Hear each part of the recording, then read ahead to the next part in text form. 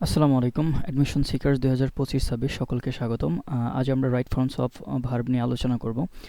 এটা মূলত হচ্ছে ধারাবাহিকভাবে এরকম সবগুলা গ্রামারের ক্লাস তোমরা পাবে। আর এখানে হচ্ছে আমরা চেষ্টা করছি 10টা কোশ্চেন আনার জন্য। 10টা কোশ্চেনের মাধ্যমে সবগুলা রাইট ফর্ম অফ ভার্বসের যতগুলা রুলস আছে সবগুলা কভার হয়ে যাবে ইনশাল্লাহ। So let's start. প্রথম যে কোশ্চেনটা আছে তোমরা দেখতে পাচ্ছ যে I don't mind dash negative feedback if it is true. এখন এইখানে কোন ভার্বটা হবে আসলে? এখন দেখো এই যে এখানে ডোন্ট মাইন্ড দেখতেছো, অথবা শুধু মাইন্ডটার উপর যদি তোমরা ফোকাস করো, মানে কিছু ভার্ব আছে যে ভার্বের শেষে ভার্ব প্লাস আইএনজি হয়। তাহলে আই ডোন্ট মাইন্ড, মাইন্ডের পরে কি হবে? Verb plus ING. তাহলে আমাদের অ্যান্সারটা কি হচ্ছে? অ্যান্সারটা হচ্ছে আমাদের বি। ওকে, দেখো আমাদের অ্যান্সারটা বি দেওয়া আছে। এখন এটার আরও কিছু ভার্ব আছে যে ভার্বের শেষে আমাদের ভার্ব প্লাস আইএনজি হয়। এই ভার্বগুলো একটু খেয়াল করো তোমরা। এখানে আমাদের দেখো আছে consider, understand, mind, mention, miss, dislike, like, avoid, finish, complete, regret, finish, demand. অর্থাৎ এই যে ভার্বগুলো দেখছো, এই ভার্বগুলার শেষে কি হয়? ভার্ব প্লাস আইএনজি হয়। এটা ছিল আমাদের রুলস নাম্বার 1। তারপর হচ্ছে আমাদের 2 নাম্বার যে কোশ্চেনটা আছে একটু খেয়াল করো। 2 নাম্বার কোশ্চেনটা হচ্ছে আমাদের it is high time we dash home. এখন এখানে খেয়াল করো, ইট ইজ হাই টাইম, এই যে এই বিষয়টার উপর ফোকাস করো। ইট ইজ হাই টাইম অথবা ইট ইজ টাইম, এটার পরে যদি সাবজেক্ট থাকে ওই সাবজেক্টের পরে সবসময় হয় ভি2। তাহলে দেখো আমাদের ভি2 কোথায় আছে? এটা আমাদের বেস ফর্ম আছে বাদ, এটা আমাদের হ্যাড রিটার্ন আছে বাদ। তারপর দেখো সি নাম্বারটা কি? আমাদের ভি2 আছে। তাহলে এটা হচ্ছে আমাদের অ্যান্সার। এটাও আমাদের কি? হ্যাড বিন রিটার্ন আছে, এই জন্য এটা কি আমাদের বাদ। তাহলে আমাদের অ্যান্সারটা হচ্ছে সি। ওকে, এটার হচ্ছে দুইটা রুলস আছে, দুইটা রুলস। একটা হচ্ছে আমাদের ইট ইজ হাই টাইম, এটার পরে যদি সাবজেক্ট থাকে তাহলে ভি2 হয়, আর যদি সাবজেক্ট না থাকে তাহলে হয় 2 প্লাস ভি1। এখানে খেয়াল করো যে it is time, it is high time, এটার পরে যদি সাবজেক্ট থাকে তাহলে হবে কি? ভি2। আর যদি এটার পরে সাবজেক্ট না থাকে, সরাসরি ভার্ব হয়, তাহলে হবে 2 প্লাস ভি1। ওকে, নেক্সট যে কোশ্চেনটা আমাদের সেটা একটু খেয়াল করো যে stop doing wrong things lest you are caught. এখন এখানে দেখো এই যে লিস্টের আমাদের একটা রুলস আছে যে লিস্টের পরে সাধারণত, মানে লিস্টের পরে সবসময় হবে আমাদের শুড অথবা মাইট, শুড অথবা মাইট, এরপরে হবে আমাদের ভার্বের বেস ফর্ম ভি1। আচ্ছা, তাহলে দেখো আমাদের শুড বা মাইট কোথায় আছে? এটাই কি? উড আছে বাদ, উইল আছে বাদ, ডিতে মে আছে, এই জন্য বাদ। তাহলে সি হচ্ছে কি আমাদের অ্যান্সার। তাহলে এখানে দেখো ব্যাখ্যাটা একটু খেয়াল করো যে লেস্ট প্লাস শুড বা মাইট প্লাস ভার্বের বেস ফর্ম হয় সবসময়। তারপর হচ্ছে আমাদের 4 নাম্বার কোশ্চেন যে I'm looking forward to dash. এটা আমাদের অ্যান্সারটা আসলে কী হবে? তোমরা জাস্ট একটু চেষ্টা করে দেখো হয় কিনা। যে আমরা জানি কি নর্মালি হচ্ছে টু এর পরে ভার্বের বেস ফর্ম হয়, বাট কিছু ফ্রেজাল ভার্ব আছে, ভার্ব ফ্রেজ আছে যেগুলোর পরে সবসময় আমাদের ভার্ব প্লাস আইএনজি হয়। যেমন এই যে লুক ফরওয়ার্ড টু, এটার পরে কী হবে? Verb plus ING. তাহলে ভার্ব প্লাস আইএনজি কোথায় আছে? দেখো এই নাম্বারে কি ভার্ব প্লাস আইএনজি আছে, আর এই বাকিগুলো সব কাটা। আচ্ছা, এখন খেয়াল করো যে এটার ব্যাখ্যাটা কি, যে এটার ক্ষেত্রে আমরা আরও কিছু ফ্রেজাল ভার্বের বিষয় মাথায় রাখবো যেগুলো খুবই গুরুত্বপূর্ণ। অধিকাংশ পরীক্ষার থেকে কি আমাদের এখান থেকে কোশ্চেন থাকে। এখন দেখো এই যে একটা আছে আমাদের can not help, can not help, এটা আমাদের কি পাস্ট ফর্মেও থাকতে পারে। কুড নট হেল্প, এটা কি থাকতে পারে? Could not help. মানে ভার্বের বেস ফর্ম যে থাকবে, প্রেজেন্ট ফর্মে যে থাকবে, এটা কোনো না আর কি, ফ্যাক্ট না। পাস্ট ফর্মও থাকতে পারে আমাদের, কুড নট হেল্পও থাকতে পারে, কুড নট স্ট্যান্ডও থাকতে পারে। তারপর হচ্ছে লুক ফরওয়ার্ড টু, যেটা আমাদের এইখানে কোশ্চেনটা আসছে। তারপর দেন হচ্ছে আমাদের with a view to, would you mind, accustom to, think of, do not mind, এগুলোর পরে কী হবে? সবসময় ভার্ব প্লাস আইএনজি। ওকে, তারপর হচ্ছে আমাদের 5 নাম্বার কোশ্চেনটা একটু খেয়াল করো। 5 নাম্বারটা হচ্ছে আই উইশ। উইশের পরে যদি সাবজেক্ট থাকে তারপরে সবসময় হবে আমাদের ভি টু। তাহলে ভি2 খুঁজে এখানে কি আছে? যে এম আছে, তারপর হচ্ছে ওয়ার আছে, ওয়াজ আছে, বি আছে। এখন দেখো এ আর ডি তো হবে না, এখন বি আর সি নিয়ে হচ্ছে আমাদের কনফিউশন। এখন আরেকটা বিষয় খেয়াল রাখবা, উইশের পরে যে কোনো সাবজেক্ট থাকুক তারপরে যদি বি ভার্ব হয় তাহলে আমাদের সেটা ওয়ার দিতে হবে, ওয়ার। তাহলে আমাদের অ্যান্সার হচ্ছে বি। এটার ব্যাখ্যাটা একটু খেয়াল করো যে উইশ প্লাস সাবজেক্ট প্লাস ভিটো হয়। আচ্ছা, তারপর হচ্ছে আমাদের আরেকটা কি আছে আমাদের, wish plus subject plus be verb হলে সবসময় অয়ার হয়, যেটা ইতিমধ্যে বলছি আমি। আচ্ছা, তারপর হচ্ছে 6 নম্বর, 10 years dash since I last visited the museum.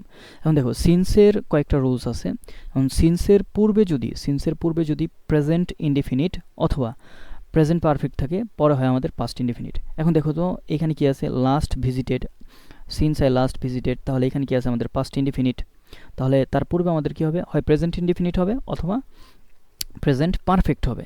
এখন দেখো বিতে কি আছে, পাস্ট আছে, ভিটু আছে, এটা কি আমাদের পারফেক্ট আছে, পাস্ট পারফেক্ট আছে, পাস্ট পারফেক্ট, আর এটাও কি আমাদের পাস্ট ফর্মে আছে। তাহলে আমাদের প্রেজেন্ট ফর্মে আছে শুধু হ্যাভ পাস্ট। তাহলে এটা হচ্ছে আমাদের অ্যান্সার। এটার আরও যে রুলসগুলো আছে সেই রুলসগুলো একটু ভালো করে খেয়াল রাখবা। ওকে, 7 নম্বর কোশ্চেনটা একটু খেয়াল করো যে এটা আমাদের মোস্ট ইম্পর্টেন্ট। দেখো তোমাদের এখানে যে 10টা কোশ্চেন আমি সাজাইছি, 10টা কোশ্চেনই মোস্ট ইম্পর্টেন্ট। আর এই 10টার মাধ্যমে তোমাদের 10টা রুলসও কাভার হয়ে যাচ্ছে। যে 10টা রুলস হচ্ছে আমাদের প্রত্যেকটা অধিকাংশ যে ইউনিভার্সিটি আছে, অধিকাংশ ইউনিভার্সিটি এই 10টার মধ্যে থেকে সাধারণত থাকে। এখন এখানে খেয়াল করো যে 7 নম্বর রুলসটা, সেটা হচ্ছে আমাদের অ্যাজ ইফ, আর একটা আছে as though, as though. As though এর পূর্বে যদি প্রেজেন্ট ইনডিফিনিট টেন্স থাকে তাহলে তারপরে হয় পাস্ট ইনডিফিনিট টেন্স। ঠিক আছে, এবং তাহলে দেখো পাস্ট ইনডিফিনিট টেন্স কোথায় আছে। এটা হচ্ছে আমাদের ইজ আছে প্রেজেন্ট ফর্মে, এটাও প্রেজেন্ট ফর্মে, এটাও প্রেজেন্ট ফর্মে, তাহলে আমাদের অ্যান্সার হচ্ছে সি।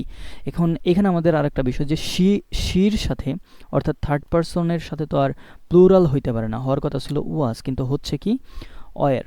কারণ হচ্ছে যে আমাদের এটা হচ্ছে অ্যাজ ইফ অ্যাজ দো এর রুলস, এরপরে যদি সাবজেক্ট থাকে, মানে সাবজেক্টের পরে সবসময় যদি বি ভার্ব হয় তাহলে সেটা আমাদের অয়ার হয়।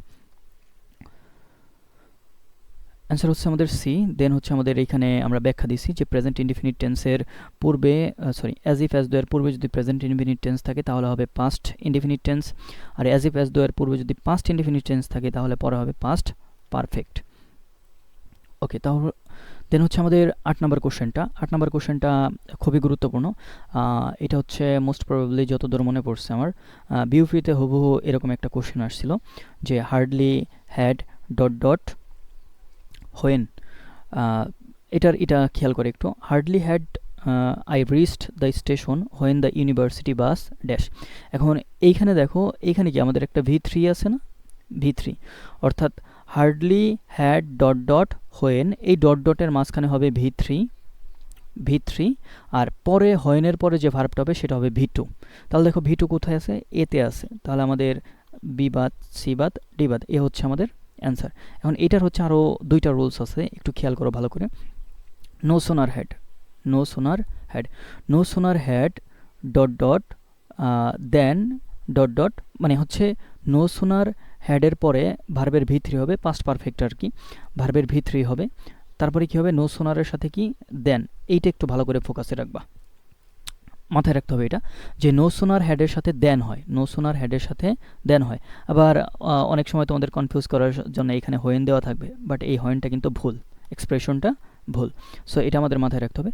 নো সোনার হ্যাড, তারপরে কী হবে, ভার্বের V3 হবে, দেন তারপরে কী হবে, ভার্বের V2 হবে, ভার্বের V2 বা past indefinite tense what ever যেটাই বলো। তারপরে scarcely had dot dot when, scarcely had dot dot when, এই জায়গাটা খেয়াল করবা। অনেক সময় তোমাদের কনফিউজ করার জন্য এখানে দেন দেওয়া থাকতে পারে, যে scarcely had dot dot than, but এটা কিন্তু আমাদের ভুল। সো একটু ভালো করে মাথায় রাখবা। তারপরে হার্ডলি হ্যাড, যেটা দিয়ে আমাদের এখন কোশ্চেনটাই আছে, আশা করি বুঝতে পারছো। দেন হচ্ছে আমাদের 9 নম্বর কোশ্চেনটা, যে আই উড রেদার স্টার্ভ, যে আই উড রেদার স্টার্ভ, এই উড রেদারের পরে ভার্বের বেস